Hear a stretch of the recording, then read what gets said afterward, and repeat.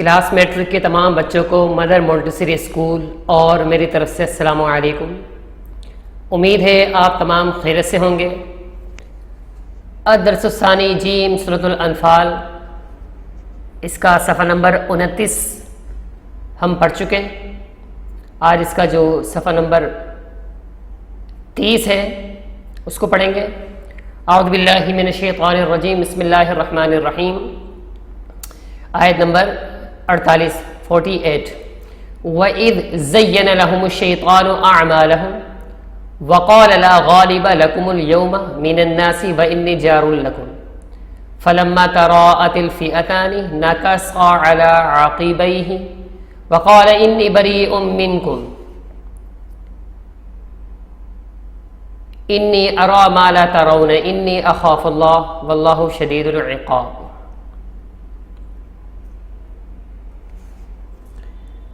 سورہ انفال میں شروع سے ہی غزوہ بدر میں پیش آنے والے واقعات اور حالات کا اور ان سے حاصل ہونے والی نصیحتیں اور عبرتوں کا مستقل اسی طرح کے احکامات چلے رہے۔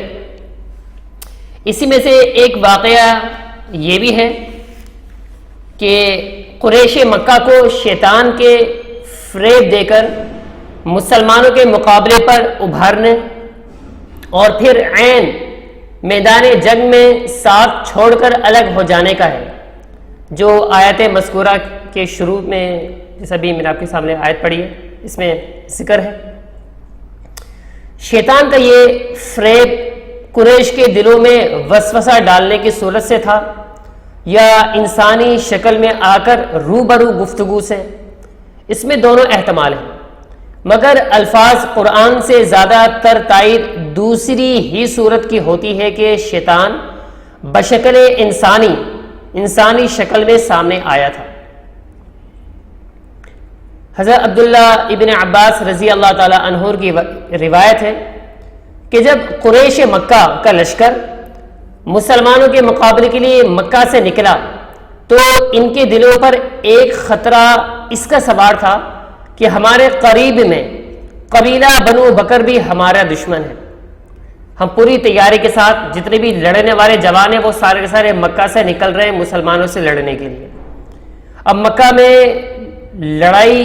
بہترین لڑائی کرنے والا کوئی بھی نہیں بچا، ایسے میں ہمارے دشمن اور بھی ہیں، ان میں سے ایک قبیلہ بنو بکر بھی ہے۔ ایسا نہ ہو کہ ہم مسلمانوں کے مقابلے پر جائیں اور یہ دشمن قبیلہ موقع پا کر ہمارے گھروں اور عورتوں بچوں پر چھاپا مار دے۔ امیر قافلہ ابو سفیان کی گھبرائی ہوئی فریاد پر تیار تو ہو کر نکل کھڑے ہوئے کہ ابو سفیان نے ملک شام سے جو واپس آ رہا تھا اسے خطرہ تھا کہ مسلمان میرے قافلہ لوٹ لیں گے، تو مسلمان نکل تو آئے لیکن اس صورت کے اندر غرض انہیں یہ سمجھ میں نہیں آ رہا تھا کہ اب کیا کریں، مگر یہ خطرہ ان کے لیے زنجیر بنا ہوا تھا کہ اچانک شیطان سراقہ بن مالک کی صورت میں اس طرح سامنے آیا کہ اس کے ہاتھ میں جھنڈا اور اس کے ساتھ ایک دستہ بہادر فوج کا ہے۔ سراقہ بن مالک اس علاقہ اور قبیلے کا بڑا سردار تھا۔ کون سا علاقہ؟ جس کا خطرہ تھا بنو بکر، جس سے حملے کا خطرہ تھا۔ اس نے آگے بڑھ کر قریشی جوانوں کے لشکر سے خطاب کیا اور دو طرح سے فریب میں دھوکے میں مبتلا کیا۔ اول یہ کہا کہ لا غالب لکم اليوم من الناس، یعنی آج تمام لوگوں میں سے تم پر کوئی غالب آنے والا نہیں۔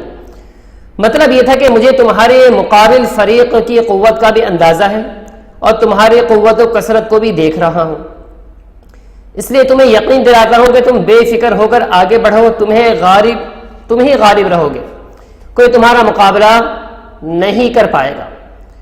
دوسری کہ انی جار لکم، انی جار لکم، یہ تمہیں جو بنو بکر وغیرہ سے خطرہ لگا ہوا ہے وہ تمہارے پیچھے مکہ پر چڑھ دوڑیں گے، اس کی ذمہ داری میں لیتا ہوں کہ ایسا نہیں ہوگا، میں تمہارا حامی ہوں۔ قریش مکہ سریقہ بن مالک اور اس کی بڑی شخصیت اور اثر و رسوخ سے پہلے سے واقف تھے، اس کی بات سن کر ان کے دل جم گئے اور قبیلہ بنو بکر کے خطرے سے بے فکر ہو کر مسلمانوں کے مقابلے کے لیے تیار ہو گئے۔ اس ڈبل دھوکے سے شیطان نے ان لوگوں کو اپنے گھروں کی طرف سے نکال کر ان کو جنگ کے میدان میں کھڑا کر دیا۔ فلما تراءت الفئتان، فلما تراءت الفئتان، دیکھیں تیسری لائن میں، نکص علی عقبیہ، جب مشرکین مکہ اور مسلمانوں کی دونوں جماعتیں مقام بدر میں آمنے سامنے ہوئیں تو شیطان پچھلے پاؤں لوٹ گیا۔ غزوہ بدر میں چونکہ مشرکین مکہ کی پیٹھ پر ایک شیطانی لشکر بھی آ گیا تھا، اس لیے اللہ تعالیٰ نے ان کے مقابلے میں فرشتوں کا لشکر جبرائیل میکائیل علیہ السلام کی قیادت میں بھیج دیا۔ بعض روایت میں آتا ہے کہ شیطان نے جو اس وقت بشکل انسانی سراقہ بن مالک کی صورت میں اپنے شیطانی لشکر کی قیادت کر رہا تھا، جب حضرت جبرائیل امین اور ان کے ساتھ فرشتوں کا لشکر دیکھا تو گھبرا اٹھا۔ اس وقت اس کا ہاتھ ایک قریشی جوان حارث بن ہشام کے ہاتھ میں تھا، فوراً اس سے اپنا ہاتھ چھڑا کر بھاگنا چاہا۔ حارث نے ٹوکا کہ یہ کیا کرتے ہو؟ تو اس کے سینے پر شیطان نے، جو کہ انسانی شکل میں اس وقت موجود تھا، مارا، حارث کو گھرا دیا اور اپنے شیطانی لشکر کو لے کر بھاگ گیا۔ حارث نے اس وقت سراقہ سمجھتے ہوئے کہا کہ اے عرب کے سردار سراقہ، تو نے تو یہ کہا تھا کہ میں تمہارا حامی اور مددگار ہوں، اور عین میدان جنگ میں یہ حرکت کر رہے ہو۔ تو شیطان نے جواب دیا، انی بریء منکم انی اری ما لا ترون انی اخاف اللہ۔ کیا جواب دیا؟